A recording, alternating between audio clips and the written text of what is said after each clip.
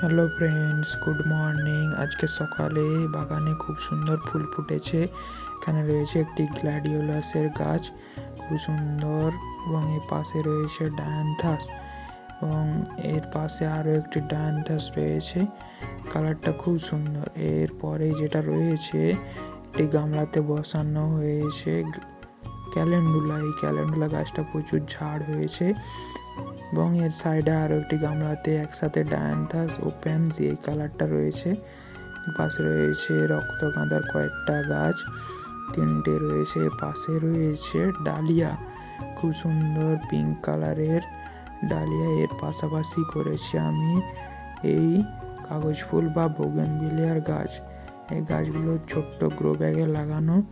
এছাড়াও পদ্ম রয়েছে। পদ্মগুলো তিনটে গামলার মধ্যে একটিতে ফুটেছিল, আর দুটো এখনো হয়নি। দেখা যাক এবছরে কি হয়। তো বন্ধুরা, আমার বাগানটা কেমন লাগলো, ভালো লাগলে অবশ্যই একটা লাইক করবেন। ধন্যবাদ।